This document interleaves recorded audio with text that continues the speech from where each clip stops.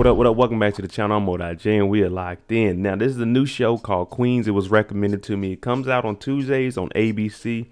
It's about 4 female rap artists that hit their peak in the 90s, but then they fell off. Now, it's starring Eve, Brandy. Now, I said Eve was in it. Okay, I'll watch it. And if anybody says they didn't used to listen to Eve's music when she was with Rough Riders, you are a liar, because Eve used to be one of the female rappers that could spit. But before we get into this episode, shout out to the notification gang. If you're new to the channel, you'll be a part of it. Hit the subscribe button, turn on your notification bell so you get something every time I upload. Hit that like button. It's the easiest thing you can do. Now, this is the first episode, so you know these are a little bit longer because we got to break down who the characters are and we got to figure out what they doing. But at the end, they're trying to go on tour and bring back that old flame. So let's jump into it. This is Queens, episode 1. 1999. So you get an understanding of where we're at, what the time is. So when you see everything that they're wearing, you know, oh yeah, that's a 90s video. MTV Video World Premiere. Y'all remember that? Yeah, MTV used to be the place. You want your new song to drop, your new video, MTV World Premiere. The song, Nasty Girl. The first nasty beat we got, Professor Sex, played by Eve. Professor Sex, she busts out rapping. She got the dudes behind her. The house is on fire because, hey, she's spitting nothing but flames.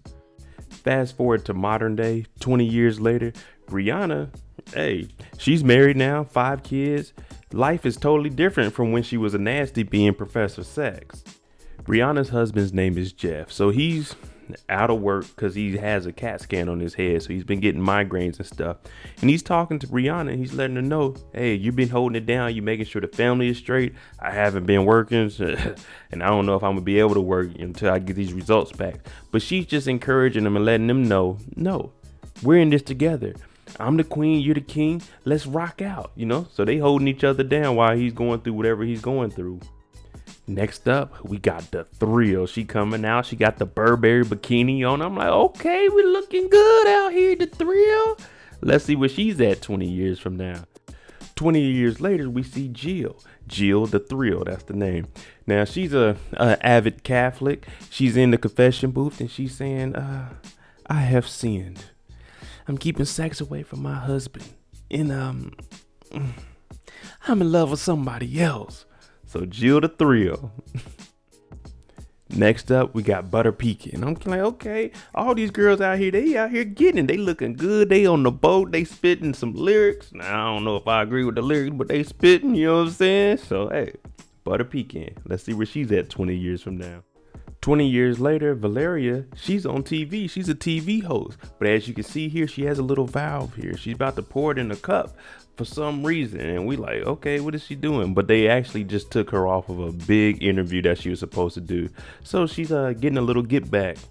And last but not least, we got Xplicit lyrics. Now, she's pulling up to the boat on some sea dudes. I'm talking about she coming in, yin yin. They all looking like, oh, look who's in the water. Oh, that's Xplicit lyrics. And she out here rapping her rap.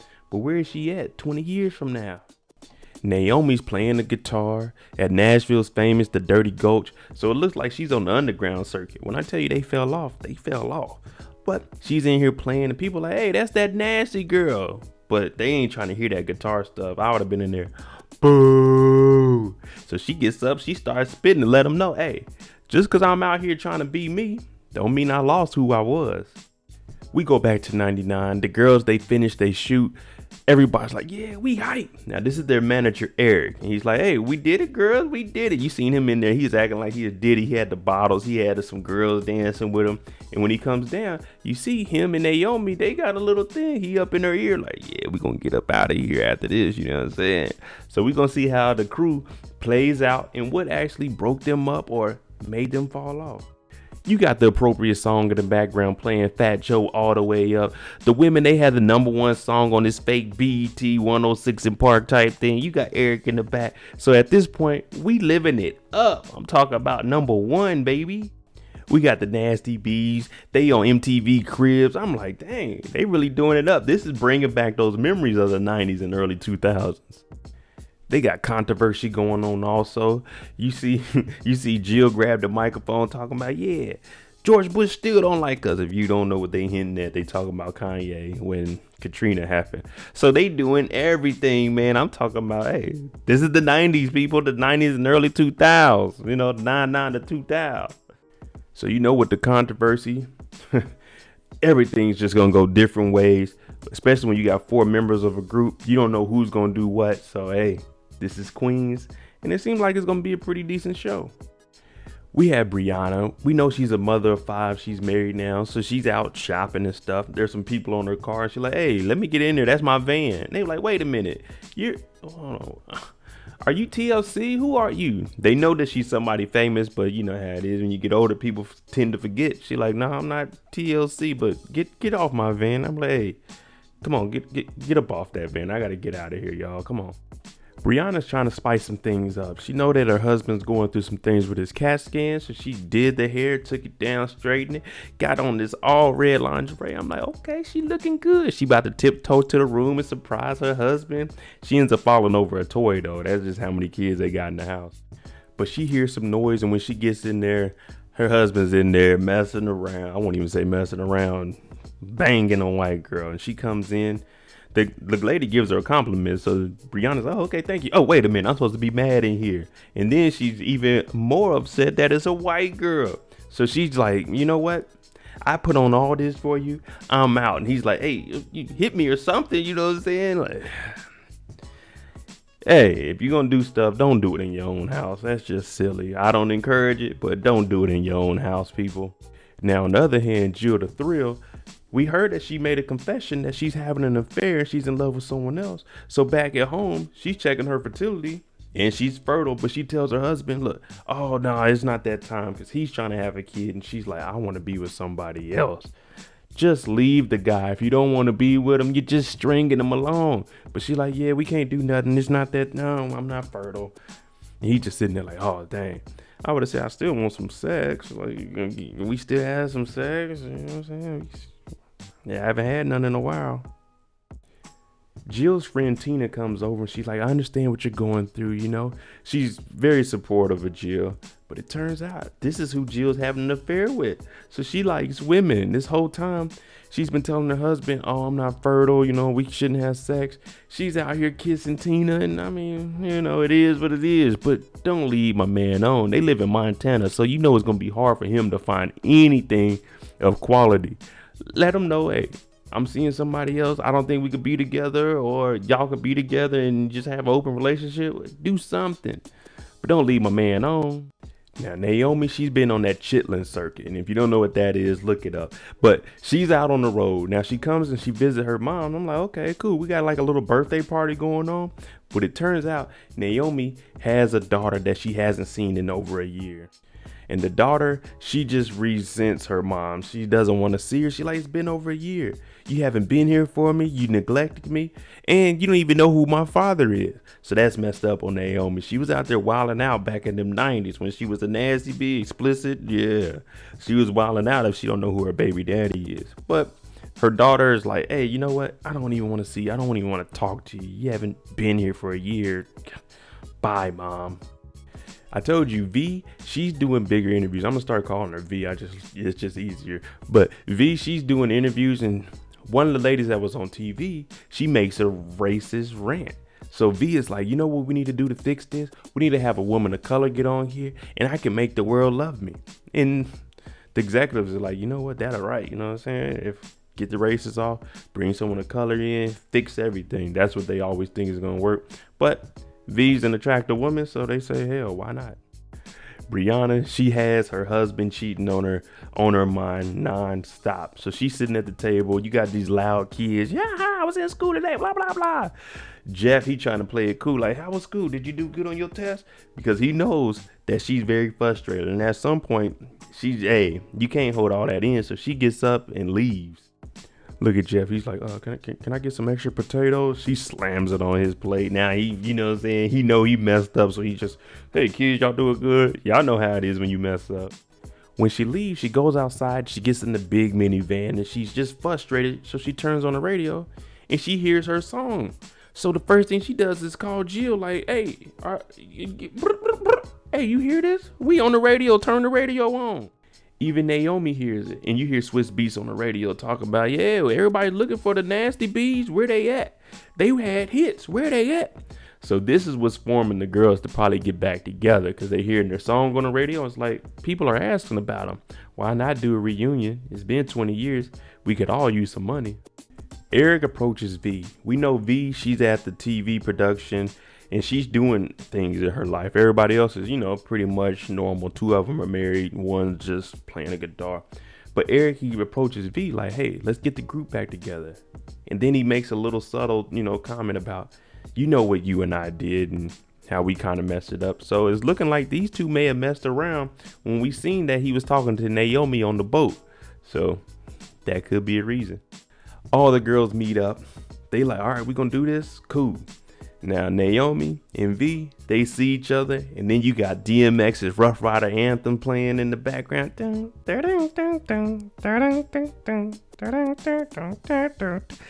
they get it on. I'm talking about they go at it. Now, she came in with this little turtleneck type thing, the lipstick and the big earrings. Naomi, she ain't here for no game. She came to throw them things. Now, the stipulation for them to actually perform at the BET Awards is they have to perform with this young lady named Little Muffin.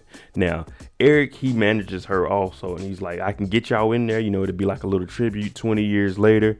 But Naomi, she's looking like, I don't know if this girl got the lyrics, and Little Muffin is talking about, man, I don't know if I want to perform with these older women, you know what I'm saying? Like, I want the stage to myself. So this could be a big conflict. So all of the women, they're like, we don't understand what Lil Muff is talking about. Lil Muffin, they ain't hip to the times. But you hear Brianna talking about, I could use that money. We know Naomi could use that money. She out there on the playing guitar. So 3 of them, they're in. But V, she's like, oh no, I got a successful career. I don't need to do this. Naomi, Brianna, and Jill, we know that they're closer. We see that V kind of branched off and did her own thing. Naomi saying she didn't have any talent, but she just rode the group and went on and did her own thing. Now, this is where Brianna actually tells them, hey, I could use this money because my husband, he been cheating on me. So this is her support system. She hasn't actually really talked to them as much as she would want to, but these are still her homegirls from back in the day. So she felt like, hey, I need to tell y'all what's going on in my life, and I need that money. She starts talking about how Beyonce and Hillary Clinton, they didn't leave. Well, Beyonce's married to a billionaire. Jeff isn't a billionaire. Hillary Clinton was married to the president. Jeff ain't no president. So their situation was a little bit different. Now, I mean, if you feel like staying, then go ahead. Dude messed up. I ain't got nothing to do with it. I'm just saying, don't compare your marriage to Beyonce and Hillary, because their men were the best of the best. You ain't getting another one of them. Eric and Naomi, he's at the bar. Naomi comes over and she's like, you gonna give me a drink? I would have said no, but he does get her a drink. And they had that pass. We seen it in the opening scene. They were on that boat together. Now, what they're both doing is they're both being adults. When you're still, attracted to somebody, hey, what happened in the past is in the past. She's like, so with these drinks, we're gonna finish these at the bar. We're gonna go to the room. You know what I'm saying? So he like, shit, we're gonna go to the room. You know what I'm saying? But hey, let's just make it clear. This is her taking advantage of this man. He was at the bar. He didn't want no problems. She trying to get him drunk and go to the room. Y'all know what happens next. They go to the room and he does mention, I've been married twice, divorced twice, no kids. So this might mean that Naomi's daughter is Eric's. That's just my theory. Let me know what y'all think below. Now, y'all remember V? She had this little vial and she put it in her drink. Well, it turns out that drink, she actually switched with the white lady that had the racist rant. And the boss seen it like, oh, hey, we could fire you because of this. So what we're going to do is either you step down or we fire you. Step down quietly. And that's what you see a lot of times. Oh, such and such quit the show. Nah, that's because they did something that they were probably about to get fired for. She drugged this woman, and this is what made this lady have a racist rant. Not saying that she isn't racist, but whatever she put in there is what made her speak her mind about racism and how racist she really was. So V, she's fired. First thing she does is go meet up with the girls. Look, you know what? I was being petty. You know what I'm saying? Let's do it. Let's get this money. Because when you fired, yeah, you need to think about where that next paycheck coming from. And 50 grand. Shit, 50 grand, that's a nice little check right there. So she comes and sit down. But nah, Naomi like, we ain't falling for that. Ting, checks her phone like, wait, you quit the show? They like, wait, Naomi, you been keeping track of her like this whole time? She like, keep your enemies close. So she's fired. And hey, we got the group back together, whether they like it or not. But the only way they're gonna make this happen is V gotta apologize to Naomi. And she's like, I'm sorry. That's all they needed. I tell y'all, in every show I watch, conversation rules the nation. All you gotta do is sit down and talk it out. 9 times out of 10, you're gonna fix whatever problem you got. Now we got the crew back together. It's time for a cypher session. All the ladies, they come in here, they start rapping. We going around. I'm like, okay, they got some cool lyrics. I need to Google who wrote these lyrics for them, or did Eve write it for everybody? Because, hey, some of the bars are straight. Of course, they got to have some choreography. They ain't gonna just sit up there and just be rapping. Bop, bop, bop, bop, bop. No, you got to, ladies, y'all got to get that step down. You know what I'm saying? Let me see you 1, 2 step. You know what I'm saying? We trying to see some action on that stage. Little Muffin getting in here, she started rapping too. I'm like, okay, she rapping on that Uchiwali beat, talking about she really worked her body. I'm like, okay, this girl, she's very attractive. And she can spit.